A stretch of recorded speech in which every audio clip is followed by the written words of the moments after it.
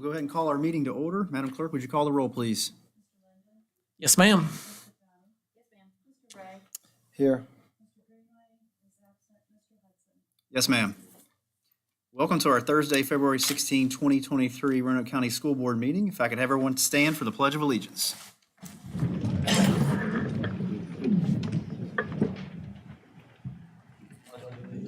To the flag of the United States of America, and to the republic for which it stands, one nation, under God, indivisible, with liberty and justice for all. All right, item 2.01, announcement of changes in the agenda. Anybody have anything? Mr. Chairman, Yes, sir. I move that we approve the agenda as presented. Second. Madam Clerk, would you call the roll, please? Yes, ma'am. Yes, ma'am. Yes, ma'am. All right, moving on to 3.01, recognition of Glenver High School Girls 2A 2022 Volleyball State Champions, Dr. Corey Franklin and Mr. Jason Murray. Welcome. Good evening, Good evening. Central Office folks and members of the school board. It's good to see you guys again. We are very proud to be here with some of our state volleyball champs, 2 times state volleyball champs. That's right. So at this time, I'm going to bring up their coaches, Mark Rohrback, Jen Rohrback, assistants, family Rohrback, and all of the girls. Come on down.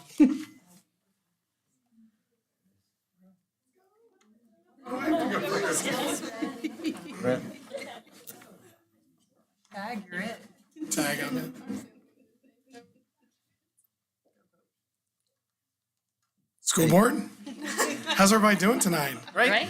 Just came from a middle school soccer tryout, so I apologize for walking in here right at the nick of time. I know, but no matter what I would have done, you would have been offended. It's great to see everybody. Thank you all for having us so much.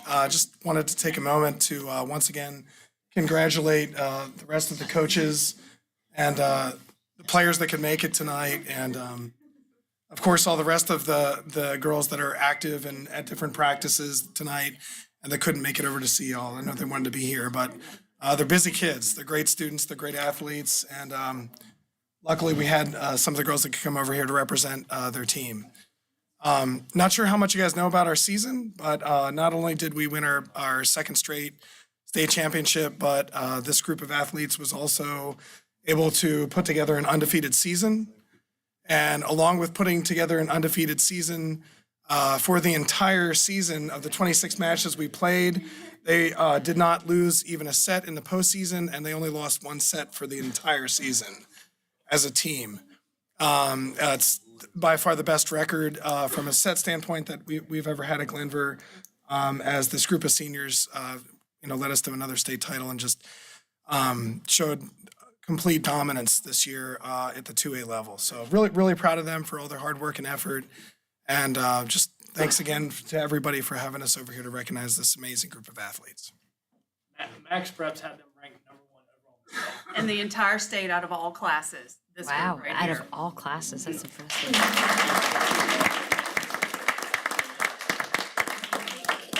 All right, guys, just smile. You get on that side.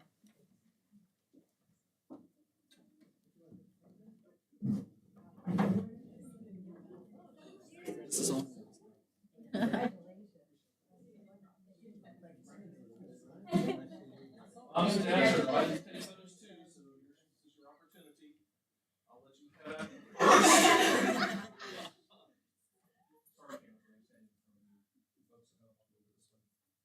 Anybody else? Going once? Going twice? All right. So we'll take about 5 or 10 minutes.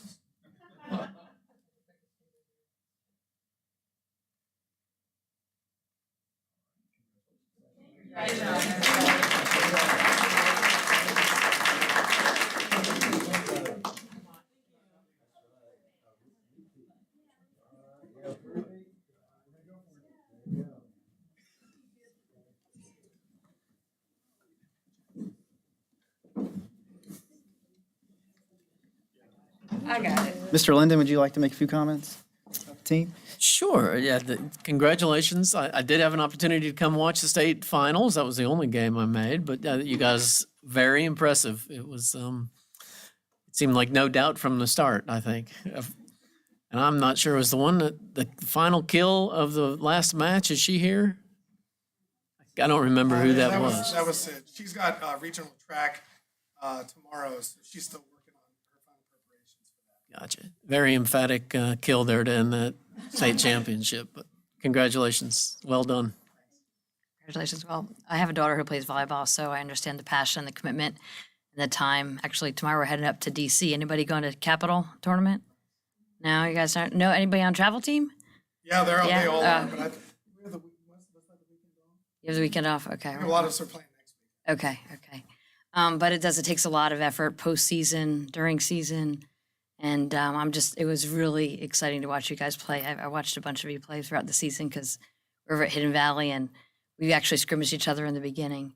But you guys are a great team and great coach and just a great family. So congratulations. It's been exciting to watch you.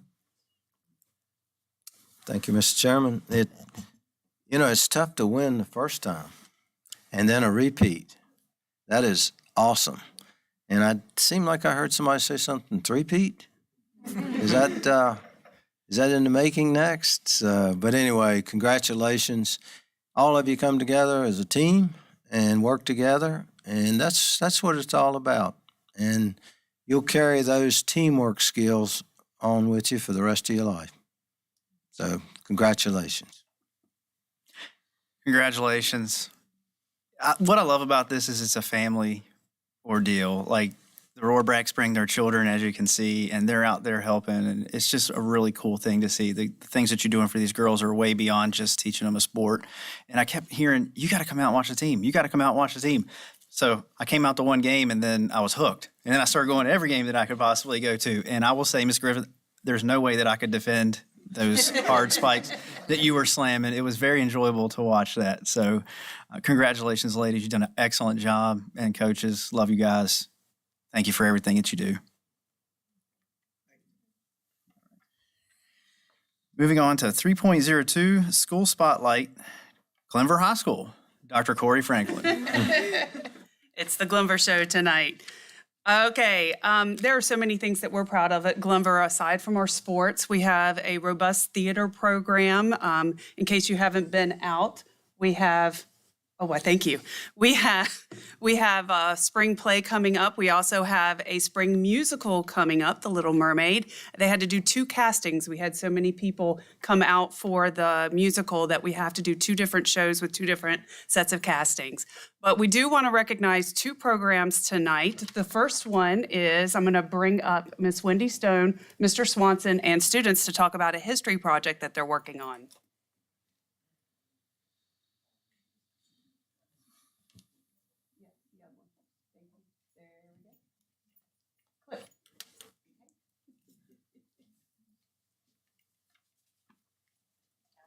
All right, tag on that. Well, thank you very much for letting us be up here so we can highlight the project that we're doing. This has been a fun project that we've been working on, and it started, honestly, this thing started probably about 3 years ago when Wendy and I were doing a project basically about who discovered Salem, who discovered Roanoke. And, of course, we based it off the Batts and Phelim expedition in 1671, and we based it off there. When they were coming through this area, there were some markings on a tree with the letters M-A-N-I. But anyway, my question was at that time, who wrote M-A-N-I? So anyway, unfortunately for us, COVID hit. Then we had to basically stop the research. And then I approached Wendy again and said, hey, let's do another project. Let's do something where the kids can go out, have some real world experience, go out there and do some research. And kicked around the idea. And I said, well, how about this? We want to turn the DBQ, document-based question, for the AP kids inside out. Instead of presenting the documents to them, how about they go out and find the documents themselves, do the research on a particular topic that we give them, and let them have hands-on everything with it. And I came up with a topic that I thought was going to be really interesting. So since we already did that one research project about who discovered Salem, well, who were the first African Americans that made it into the Salem-Roanoke area? And that was the gist of it. What we wanted to do was confine it to the time frame before 1800 because we knew from other research in the past that there were African Americans in this area prior to that point. We just wanted to figure out who it might have been. Now, there really isn't a lot of research on this. So what we had to figure out is like, well, how do we know what's right? Well, we came up with this. It's not so much the who, it's the how. We need to find out how these kids can actually find the answer as far as going out looking for the answers and stuff like that. Braden Cloud has done a wonderful job as far as like doing some research. Some of the stuff that he has found, I've been impressed. And that's one thing that's impressed me so far with these students right now. They have found a way to basically look for information above and beyond what they've been, I kind of expected. And this has been fun for me. And I'm learning a lot as we go along with this process too. So Braden's going to share his experience so far with what he's been doing. Okay, thank you. So when he first assigned the project, I actually wasn't there that day. But once I got around to looking at it, because I asked Mr. Swans because he was talking about the earliest he thought he'd heard of anyone, regardless of race, coming to the Roanoke area was in 1671 with the Batson Fallum expedition. So that kind of led me on a path to look who was on the Batson Fallum expedition.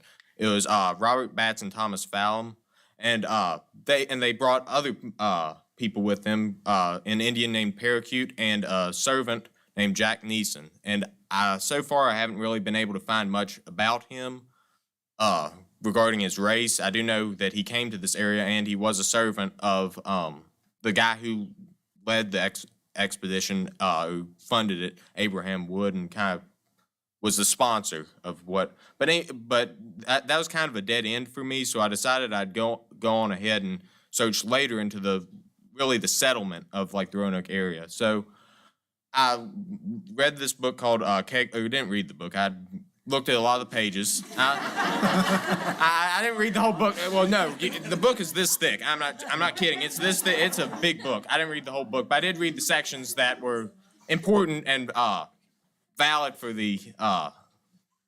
our project. So anyway, read that.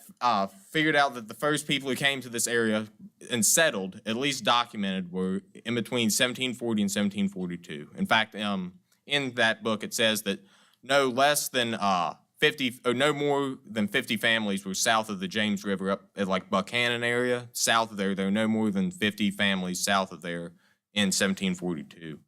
So that led me on a path of looking just at African Americans. So I checked like the earliest names and just dead end after dead end after dead end. So I ended up calling, because I was reading a bunch of PDFs and that were like these doctorate PDFs from people who got their doctorates from like William and Mary, Georgia, all UNC. And so I ended up contacting one of them up. He's a professor up at VMI. His name's Turk McCleskey. He wrote a book called The Road to Black Ned's Forge. And it's basically Governor Dinwiddie, who was the royal governor of Virginia at the time in 1755, asked for all the tithables in every county in the state at the time. And in 1755, everything west of the Blue Ridge was Augusta County in this area. Everything from west of Blue Ridge all the way to the Mississippi.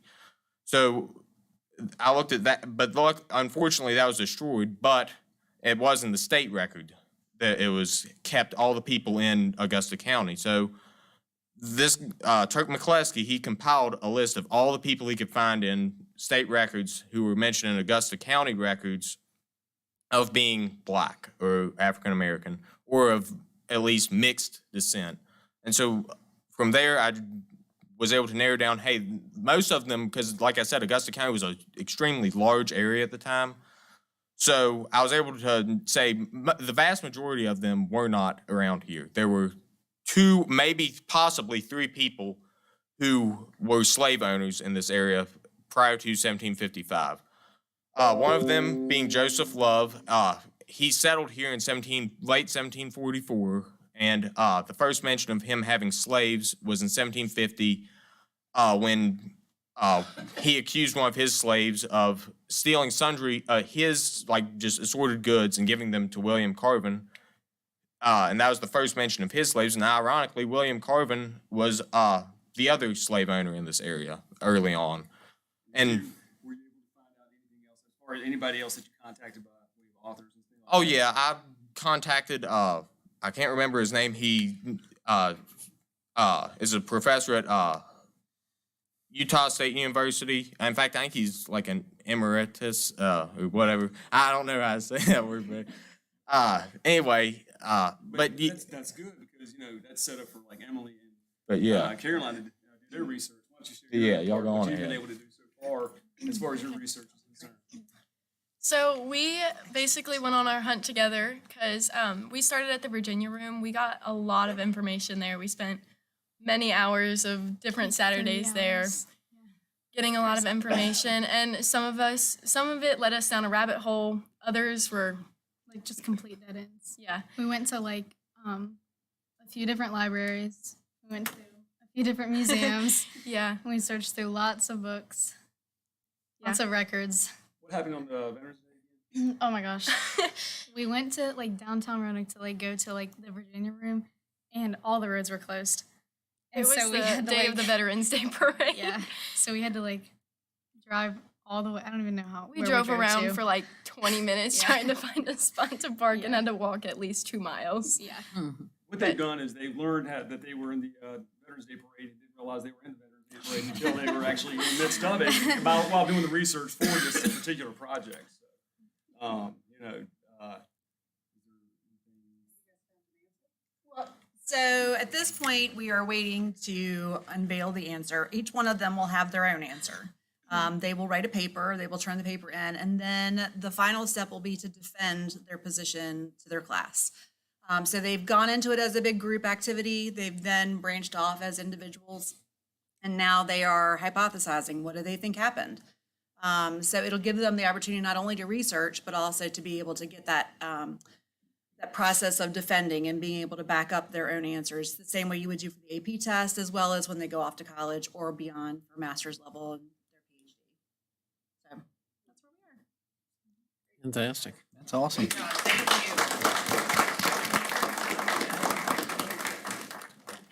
A lot of work has gone into that project. They've been started it at the beginning of the year, and as you can tell, they're still going.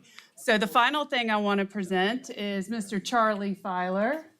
Thank you, thank you. And some of his kiddos to talk about our outdoor classroom.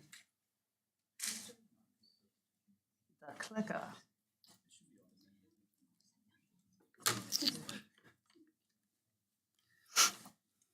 So thank you for having me. I'm Charlie Filer. I'm the Earth Science and Ecology teacher at Glenver. And basically what I want to focus on is our outdoor education program.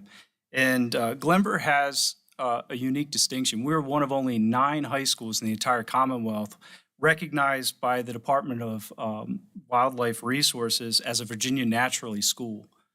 And what that means is that that program recognizes exemplary efforts undertaken by the school to increase environmental literacy. And I'm proud to say we've maintained that status now for 14 years. And on the screen, you'll see some of the activities we do at Glenver, including things like raising trout, gardening. We do river cleanups and things like making maple syrup.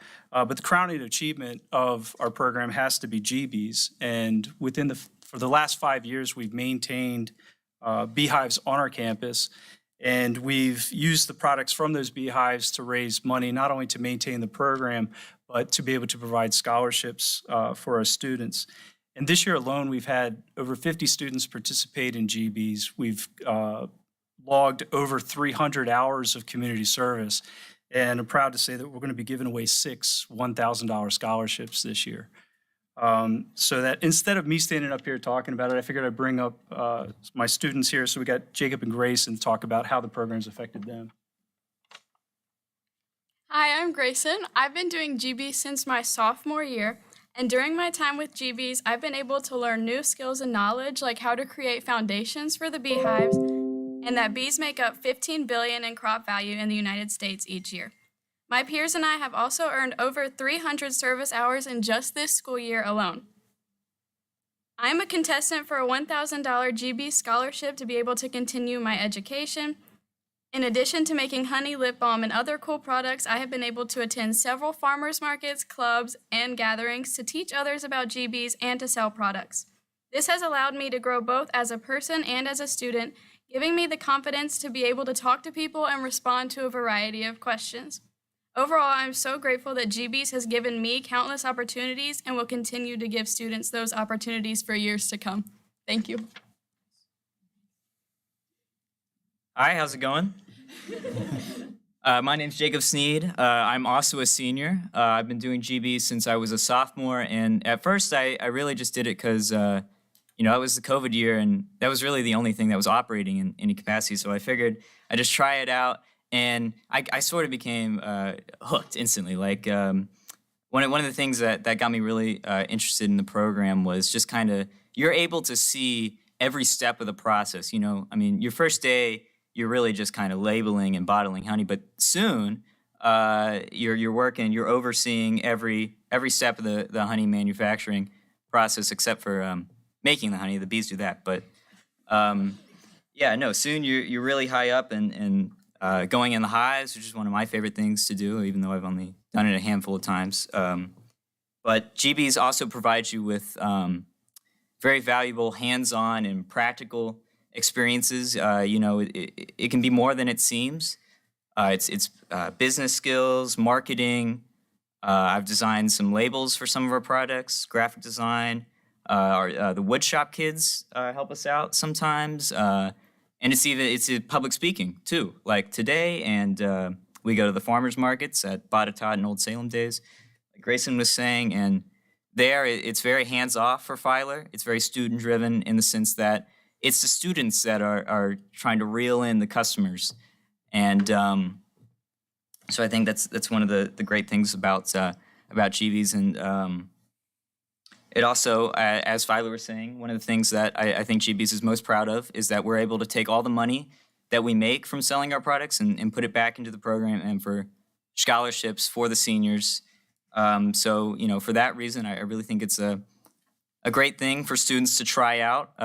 It allows them to broaden their horizons and discovering, something that they can be passionate about. And it's something, for me, that I'm very fortunate to have here at Glenver. It's a very unique opportunity.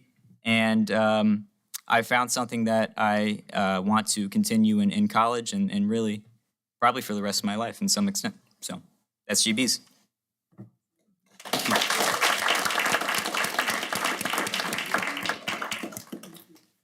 Thank you. So as you can see, we have a lot going on at Glenver, a lot of experiences. Our seniors today got to meet with Congressman Klein, and they were really very well prepared speaking with him. We're just hoping we're preparing our kids to go off and pursue their passions, and that's really what we're here for. So thank you so much for this opportunity. Thank you, Dr. Franklin. You guys are doing a fantastic job out there. I've been selling real estate here in the Valley for 25 years, and it used to be Glenver was kind of considered the hidden gem, but between your sports teams and everything else that's going on out there, there's no hiding anymore out there in Glenver. It's a great community. It is, it's sought after now, and it starts with our schools, and you guys are doing a fantastic job. So congratulations and keep up the good work. Yeah, it's really impressive. I kind of joke with Brent every now and again, like, what's going on over there? I didn't realize Glenver was so Keep it tight. Yes. I'm very impressed. All of the speakers were fantastic tonight. You guys just did a fantastic job. I love the honesty of the first gentleman. I didn't catch your name. Where did he go? Oh, yeah, he was so cute. And so I didn't read the whole book, but I looked at it. So I thought that was what an impressive project to find out why we're here, how we got here, and our ancestors. I think that's really just overall neat. The process itself is long and painstaking, and then to develop a hypothesis and defend it is even more impressive. I think the outdoor program, that's the first I ever heard of it. How cool is that? I just have a couple questions for you, though, so I think you've piqued my curiosity here. How many students are involved in that program? Uh-huh. But I also include my 90 college college students get to participate in some of the stuff as well. Okay. Are school board members allowed to come on out and get in the hive? Okay, so, Yeah, bee suits and everything. okay. I've never done that before. I've seen it on television and it looks really cool, quite intimidating. A little bit of a fear factor there. So, yeah, very cool. Thank you so much for coming out and sharing that tonight. Thank you, Mr. Chairman.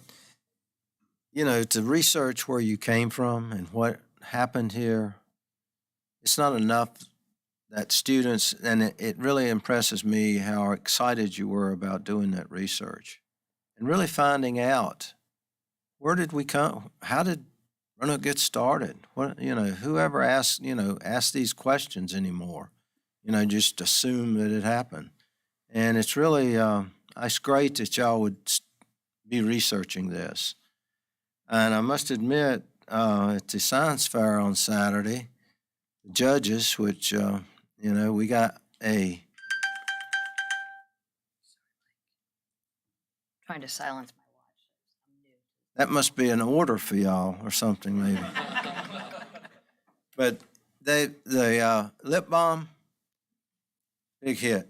Everybody that went with it, they even had it on emails. How can we get more? So it really was a big hit. So y'all really started something where entrepreneurial, when you do this and you learn these skills and know that what you can do and how to market it. I mean, these are skills you're learning, but prior to any other further education you might have. So it's really, you're getting a lot of skills right there. So congratulations. It's really a big, big success. Thank you. So this one's kind of near and dear to my heart. So I look at you guys out here and I consider you family. I was the SRO at Glenver from 2010 to 15. And before doing so, I worked in jails and also worked at the police department. And you guys introduced me to a world that I didn't know existed. And it really changed my life for the good. It pushed me to get a college degree. And I was surrounded by people that just really showed love to the kids. They showed love to me. Glenver is such a beautiful community. And when I look out here, I just see family. And I'm really proud of what you guys have done, not only for me, but what I see you do every day for our children. The history lesson was great. The kids are great. The GBs, that is so unique. And it's things like this is it really just what makes Highlander Heaven what it is. And thank you all for everything that you do and keep rocking. Thank you. All right, item 3.03, recognition of the month of February 2023 as School Board Appreciation Month. Mr. Chuck Lineberger.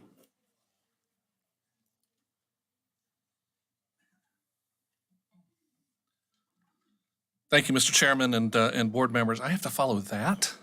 I mean, wow. They are incredible programs. We've had the pleasure of featuring Glenver many a time, especially GBs many a time. The Roanoke Times Peyton in the back there, hint for a story, buddy. But tonight, though, we are recognizing you. February is School Board Appreciation Month, and on behalf of Dr. Nicely, it is my honor tonight to recognize you, the members of the Roanoke County School Board. So here's a concise job description for a school board member. Oversee the school district through the creation and modification of school board policies. Oversee and set the annual budget. Hire and oversee the superintendent. Attend school board meetings and represent constituents related to various topics and issues. But that really doesn't even come close to covering what a school board member actually does. You attend countless events. You respond to countless emails and phone calls. You spend countless hours at committee meetings, community meetings, discussions with elected officials at the local, state, even the federal level. You give of yourself 24/7. The job of a school board member is challenging, and it's a full-time job. Tonight, we are here to thank you for your service. We've prepared an official resolution that's on the screen and in board docs recognizing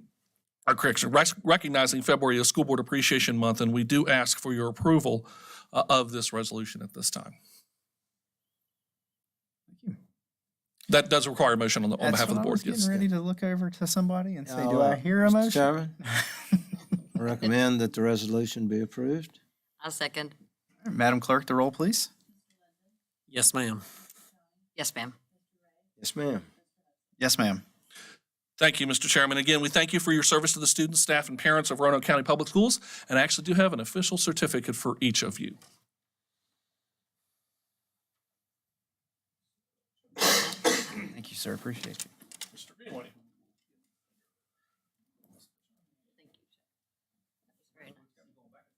Thank you. And of course. Thank you. Thank you, Mr. Lineberger. Item 4.01, report by Student Advisory Council, Ms. Emma Rashour. Welcome, Emma. Hello, good evening, Mr. Chairman, members of the board. So the SAC had the opportunity to meet earlier this month on February 1st. We were delighted to host our annual Q&A session with Dr. Nicely himself, who appears to be absent. I know from personal experience each year since the 8th grade, having the opportunity to meet with Dr. Nicely at our annual Q&A session has been an incredible opportunity as it allows for students to connect with our very own superintendent in an equalizing environment.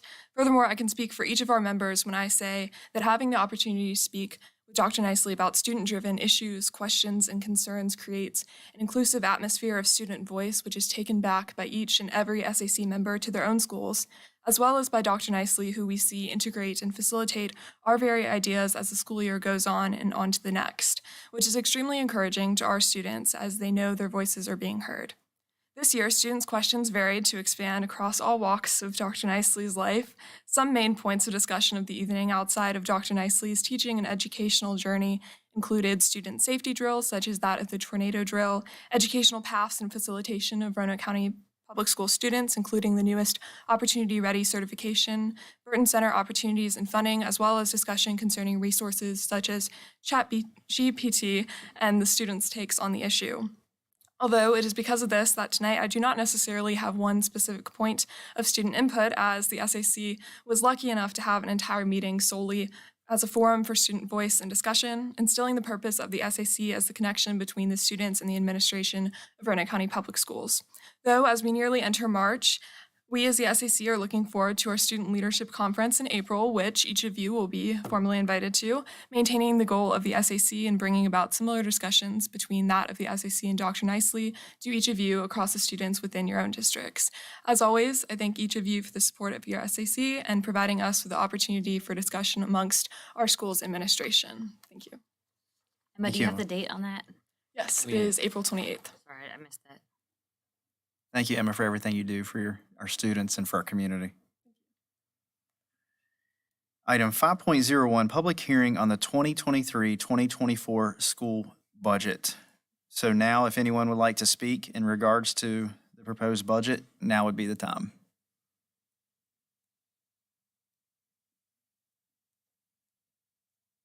All right. Item 6.01, hearing of citizens and delegations. During this portion of the meeting, citizens, including students, parents, employees, and Roanoke County citizens, are invited to address the board on matters of public concern in exercise of their First Amendment rights. We do ask speakers to be respectful and civil in their comments and address the board chair rather than individual board members. Speakers have 3 minutes to make their comments and will be signaled by lights on the podium. Please be aware that board members listen to comments but do not respond. First up, we have April Singleton.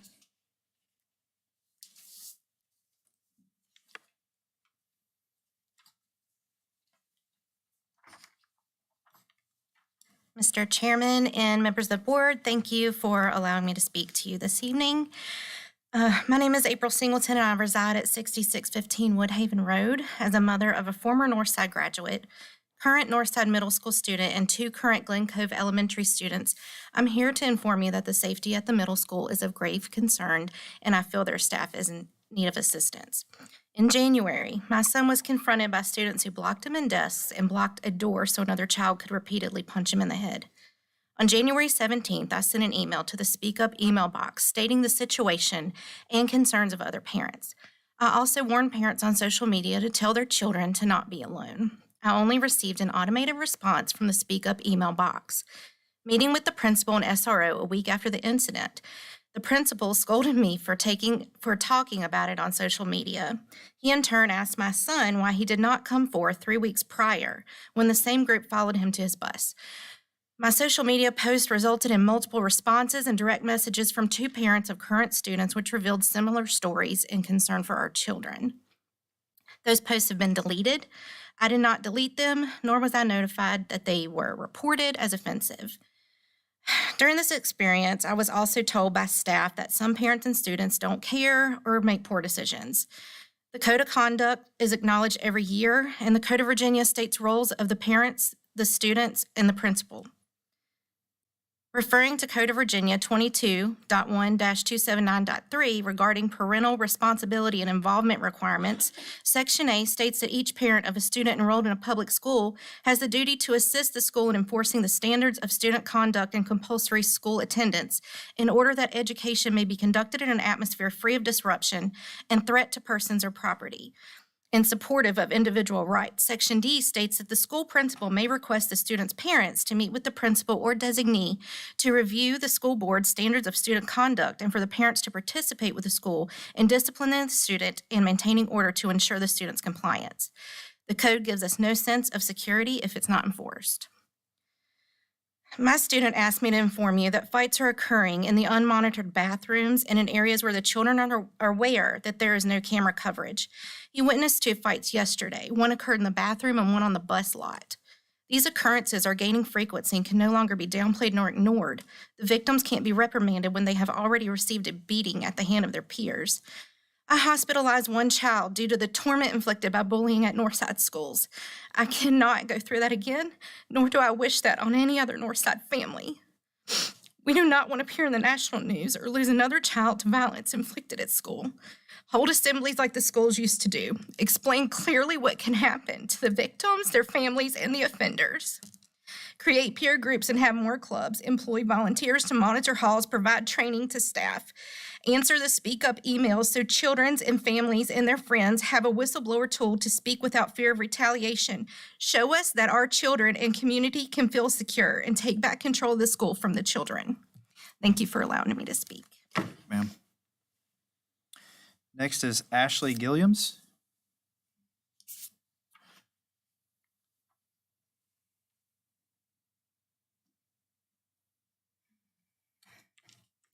Welcome, Ashley. Nice to see you. Thank you for letting me speak. I too am here going to pretty much say the same thing.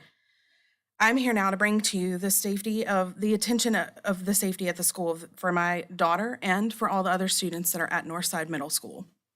I've always sent her to school, and she is in the care of Roanoke County Schools when she steps on that bus. I expect to have her back the same way she left. According to the student's code of conduct, every student has a right to an opportunity to learn in a safe environment. Furthermore, each student has the responsibility to ensure that his or her actions do not deprive those students of the same opportunity. When these fights are continuously happening at the school, the students develop anxiety for attending school. I have not heard of any prevention for the physical or social emotional harm that another student has caused. Also, to my knowledge, there have never been an assembly at the school since my daughter's been there. They need to let the students know enough is enough. I realize not every student is going to get along all the time. According to the Virginia Code 22.1-279.8, the schools are required to complete a safety audit annually and send it directly to the superintendent, and this may be made public. This is to include violence on the school properties. I've reviewed what is currently on Roanoke County Public Schools website, and there is nothing regarding how to prevent the fights that are actually occurring. There is a mention of cameras in the schools, but that's only pertaining to someone coming into the schools. There's actually more emphasis on the cameras on the buses and disciplinary actions on the buses than what is actually happening in the schools. I find that this would be a useful tool for the administration in finding out what actually occurred during a fight. I want to know the number of fights that have occurred over the last 2 years at Northside Middle School. Have they increased from one year to the next? If so, someone needs to step in and ensure that the action is taken, that all students are allowed to receive an education in a safe environment. I will say it again, enough is enough. I know that there are gold standards at Northside Middle. However, this is only working for the good kids to give them rewards. Bullying is talked about during these gold meetings, but the administration tends to empower the bullies instead of preventing it. My daughter has stated this year she has only received gold passes from the school nurse. She is, to put this in perspective, she is an AB honor roll student and she has ADHD. And last year she received many gold passes from all of her teachers, and she actually received an award for that during their school assembly. Thankfully, my daughter has not been involved in any physical altercation yet. I will say this, however, Virginia is a non-flight state and every citizen has a right to protect themselves, including juveniles. If someone attacks her, she will defend herself. I ask that you truly take a look at this and find the solution to what's going on before a student is pushed too far and the school ends up on the front of a newspaper. And I have brought this directly to the school board's attention, and Dr. Nicely was supposed to contact me, which did not happen. I look forward to actually hearing from him. Thank you. Thank you, Ashley. Next, David Mays.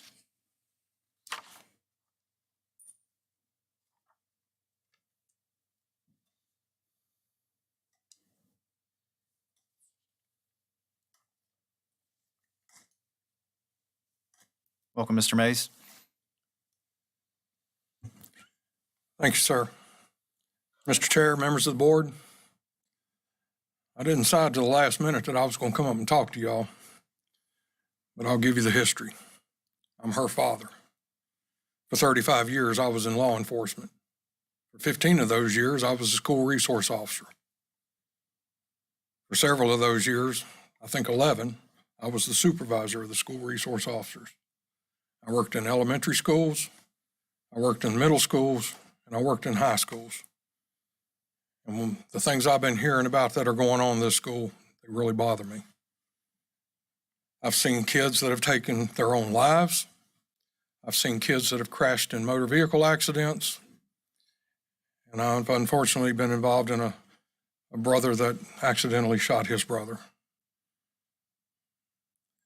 If something is not done to educate teachers and administrators and school resource officers how to handle this situation, it's going to get really bad. And it's going to end up back in the laps of you members.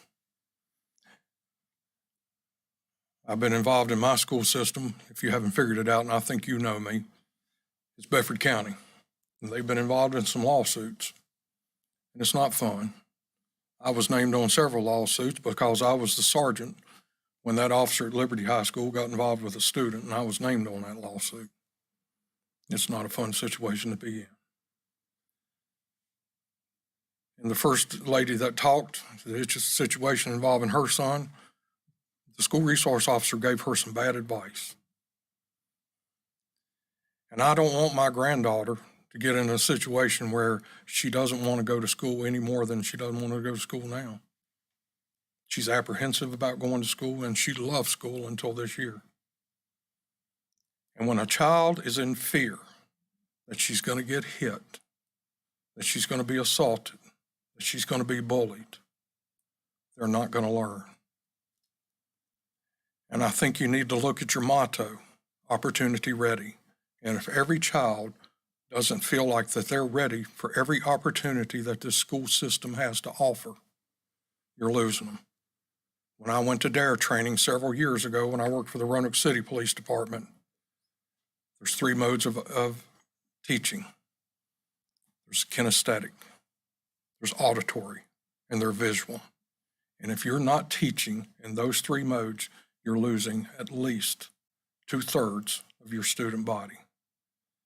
We've got to educate our administrators and our teachers and our school resource officers on how to deal with all these situations that are going on in this middle school. God, I'd love to be the school resource officer at Glenver. Man, they're doing some things. But I wouldn't want to be the school resource officer. Yeah, I would. I'd like to have the opportunity to fix some of the problems that are going on there. But everybody's got to get involved because it's going to take everybody to fix that problem.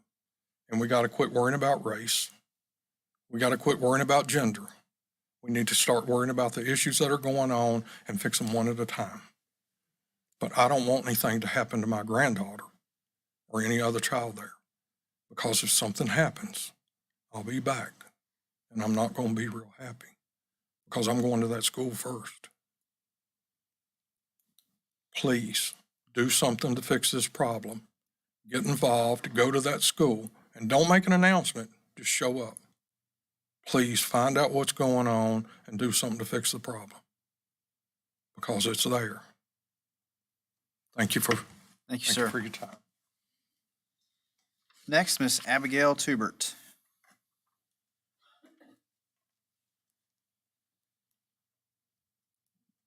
Welcome, Ms. Tubert. Thank you for having me.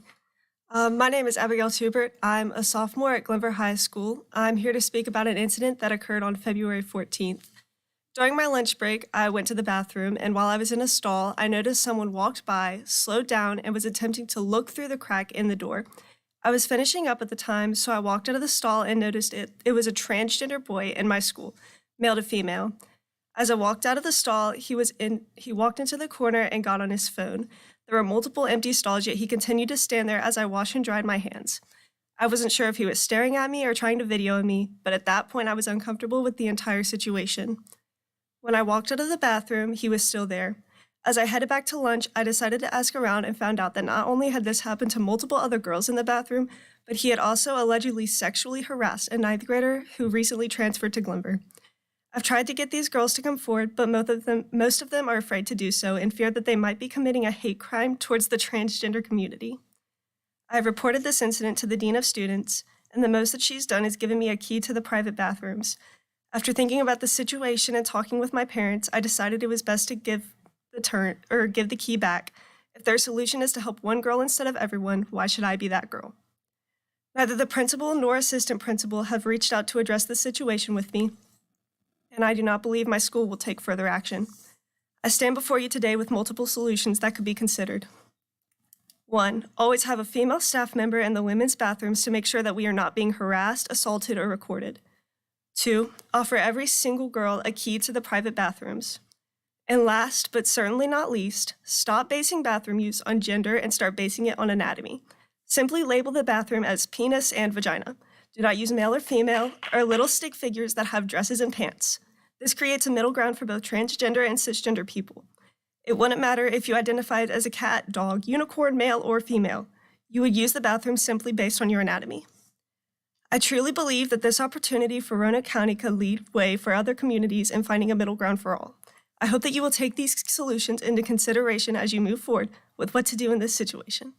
I'm a biological female. God made me this way. Why should I have to give up my privacy, safety, and dignity to make someone else feel included? Thank you for your time. Thank you, Abigail. Next, Miss Angela Brown.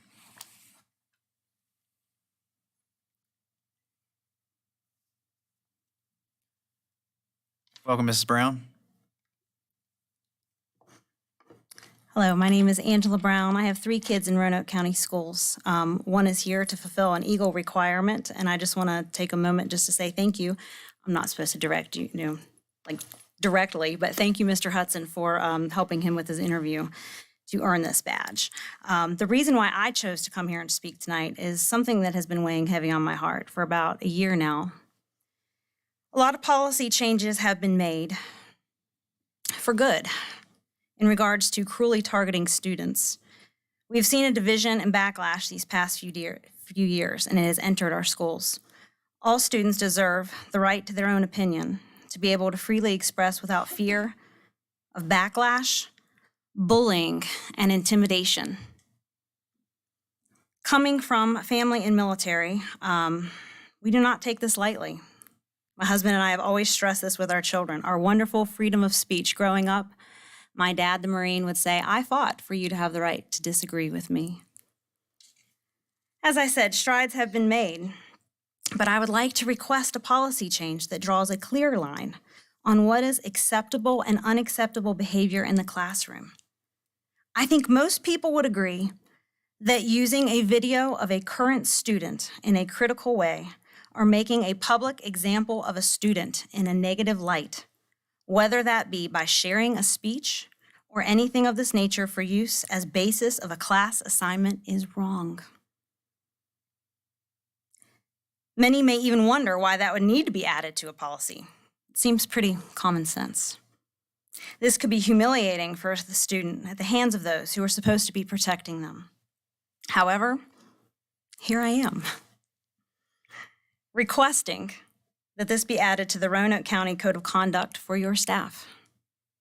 I am requesting that if video is used of a current student in class, it is done so with the child's permission to avoid any misunderstanding of hidden agendas or personal attacks, and to ensure that Roanoke County is respecting the dignity of each Roanoke County student. Thank you.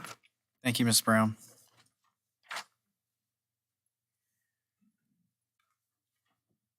All right, moving on to our consent agenda. These are items that have been discussed in previous meetings. Motion for approval of consent agenda. Make a motion to approve the consent agenda. I'll second. Madam Clerk, can you call the roll, please? Yes, ma'am. Yes, ma'am. Yes, ma'am. Yes, ma'am. Moving on to action items, 8.01, approval of proposed memoranda of understanding with cooperating school divisions. Mr. Mike Riley. Welcome, Mr. Riley. Good evening, Mr. Chairman, members of the board. Roanoke County Public Schools and neighboring school divisions independently provide and operate educational programs to serve the needs of students enrolled in their respective school divisions. These programs include certain specialized educational programs that have somewhat limited availability due to the need for specialized spaces and equipment, specialized licensures, or may serve a limited population of students. Examples of specialized programs include, but are not limited to, career and technical education classes and classes for English language learners. Roanoke County Public Schools and neighboring school divisions have enjoyed a long history of regional collaboration and cooperation, which has benefited students and the community. Formally articulating through an MOU the intent of Roanoke County Public Schools to cooperate regionally provides a foundation on which to expand future opportunities for students and enhance economic development in our region, and may afford Roanoke County Public Schools with increased opportunities for grant funding and enhance the likelihood of grants being awarded. To that end, staff recommends the approval of the MOU presented to be executed pending approval by the school boards of the cooperating school division. Thank you, Mr. Riley. Your motion? Mr. Chairman, make a motion on 8.01, approval of the memorandum is presented by Mr. Riley. Second that. Madam Clerk? Yes, ma'am. Yes, ma'am. Yes, ma'am. Yes, ma'am. Moving on to 8.02, June 30, 2022, grant fund carryover increase requested. Ms. Susan Peterson.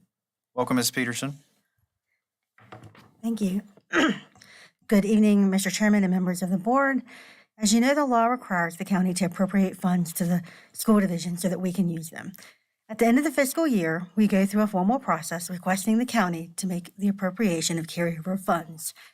The school board approved the appropriation of carryover from last fiscal year on November 10th, and the Board of Supervisors subsequently made the appropriation and approval on January 10th. When staff created the line item carryovers, it was determined that HVAC ESSER projects were not included in the total grant balance. This occurred because of the necessary need to change the account structure for these projects for financial reporting. They were simply not picked up in the total. I am here to request an additional appropriation of $3,807,876.66 for our grant carryover. This request is a necessary legal procedure to reflect the remaining multi-year grant budget balance for the 2022-2023 year. Sorry. All of these funds have already been previously approved and allocated for specific purposes. There will be no change in the use of the funds. This is just a legal approval process. Thank you, Ms. Peterson. We have a motion to accept that. Make the motion, Mr. Chairman, and accept it, Mrs. Peterson just presented. Second. Madam Clerk? Yes, ma'am. Yes, ma'am. Yes, ma'am. Yes, ma'am. We have nothing in the information agenda, and Dr. Nicely is at a conference and unable to attend tonight, so we're going to move on to 10.01, reports and inquiries of board members. Mr. Ray, would you like to go first? Absolutely, Mr. Chairman. Thank you. I had the pleasure of attending the Virginia Band and Orchestra Directors Association all-district band. And it was on February the 4th, but it was what these conductors did in 2 days of work with these students was amazing. I mean, it was just like professional. And I was really, everybody was impressed. I mean, a standing ovation. It was really, and these are, folks from the whole district. So it's not, it's all over. So, but it was very enjoyable.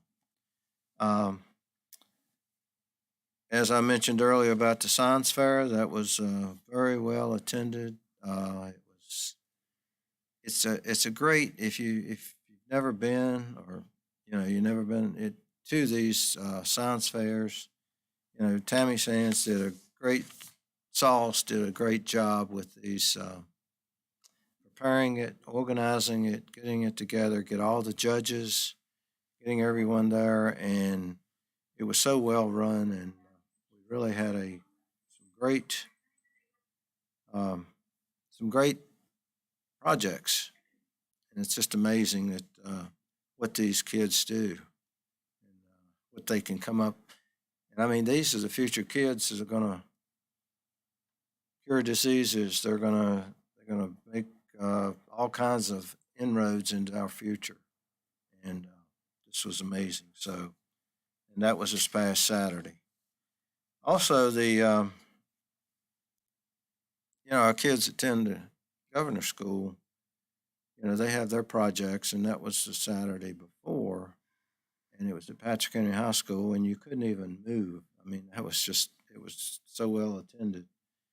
But, I visited the governor's school a few weeks prior to that, and asked, went around and talking to the students and what they were working on. And there were 2 girls that were there working on a project, and they were trying to cure colon cancer. Roanoke, Virginia, Gov School. And they get the cancer cells from Harvard University, and then they use different ways and different substances or different things, and they were using grape seeds to try to find a cure for cancer. And it's just amazing what's going on, that if you didn't realize what's happening around the valley and what the schools are doing and what these kids are doing. But, it's just, if you ever have a chance to go to these events, certainly, take advantage of that. So, and I'll stop at that. Thank you, sir. Thank you, Mr. Ray. Mr. Linden? Yes, thank you, Mr. Chairman. Even though Dr. Nicely is not here this evening, I do want to brag on him a little bit. December was Bring Your Legislator to School Month, and he did an outstanding job this past year. It bled over into January, but I want to thank him for getting Delegate Head in, Senator Sudeline, Delegate Rasul, Delegate Austin, and Delegate McNamara. He was able to successfully get all of those delegates and legislators into our schools to see firsthand what we need over there at either Glen Cove or Cundiff. And I think that's going to go a long way. It's something that hasn't happened in the past. Bring Your Legislator to School has been around since I've been on the board, but it's the first time that we've really been successful in getting them in to see what we need at those schools. So I just want to thank Dr. Nicely for his persistence. And I know that even though he's at the superintendent's national conference down in San Antonio, I'm sure he's watching tonight. Right? He said it's cold there. He did say it was cold today. And the only other thing I have, Northside, a couple weeks ago, finally introduced their Hall of Fame, Athletic Hall of Fame class. I wanted to thank Jill Green and Tyler Deacon over there. They did an outstanding job. 7 inductees into the initial Hall of Fame class at Northside, and Northside's got a great athletic history there. I'm sure there are a lot of people who will get in eventually, but the 7 inductees have been very influential in the Northside community, and just want to congratulate them on getting in and look forward to that continuing to grow. So that's all I have, Mr. Chairman. Thank you, Mr. Linden. Mr. Shawnee? Thank Mr. Chairman. I'll keep it brief, but I just want to say that I had the pleasure of attending the Oak Grove Elementary School ribbon cutting ceremony for their new playground. It was well attended by students and PTA members and parents, and there were a lot of happy faces in the crowd. A lot of, despite it being a little rainy, gross day out, they were chomping at the bit to get on the playground. So it was really fun to watch them and see them smile and look at that playground with these big eyes. I also attended the apprenticeship event at Salem Civic Center. I ended up running into Mike there, and we had a great time going around and talking to a lot of the, I don't know if you call them vendors, but businesses that set up their tables, and we're talking to the students and interacting, and it was really exciting to see the enthusiasm. It was a Tuesday night. It was, I mean, almost wall-to-wall people. They did a great job with, some little finger foods outside. I don't remember who catered it, but Roanoke, who did it? Salem. Yeah, it was fantastic. I had an opportunity to talk to some of the students, and they were really excited about working with various companies and getting some real world experience. We had some new vendors or businesses there this year, which is also exciting, and I expect to see more in the future. That's about it. Oh, I would like to make one comment on some of the safety stuff. I think it's hard not to say something. So just speaking frankly, I really was unaware of anything that was going on at these schools in terms of safety, but I could tell you that as a parent and a mom of 4, I would expect nothing less than to put my kids on a school bus and have them return home to me safe. And I agree with you. And we'll get to the bottom of this and look into this and know, this does not, it's not going to stop here.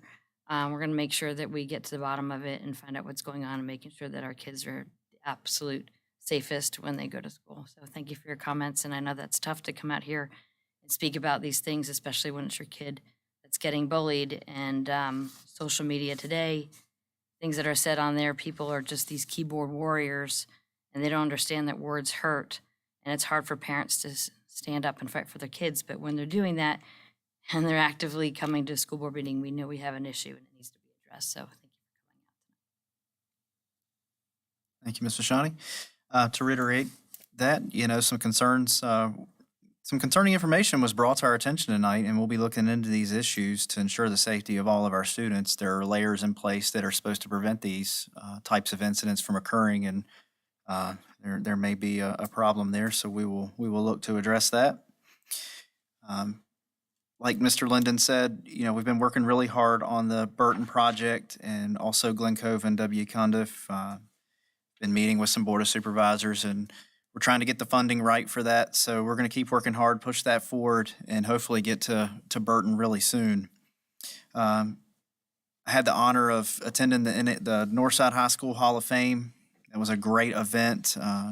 Joe Green put on a wonderful program for that. And speaking of the playgrounds, I was at elementary school this morning visiting, and I was shown a picture of a child in a wheelchair that was able to utilize the playground for the first time. And that really touched my heart and made me feel like we really made a good decision with that. So very proud that we got that done. And now kids that have never been able to utilize that playground are out there having a good time like everybody else, just like they should. I'd like to congratulate the Glenver Volleyball State Champions again. It was an amazing season. Like I said before, I attended one match and got hooked, and literally my kids got hooked, and we were going to every match, and it was just amazing to watch the talent of those young ladies. And Jen and Mark Warback are just wonderful people, and they, again, make it just a family affair. And it's a great community out in Glenver, and the GBs is amazing. 6 $1,000 scholarships, that's huge to be able to do that, and then teach them the business, marketing, and like the young man said, public speaking skills. Those are things that I feel like sometimes the public education system falls behind in. So being able to take that program and tailor it to that is just amazing. But I'd like to thank everybody for being here tonight, and meeting adjourned.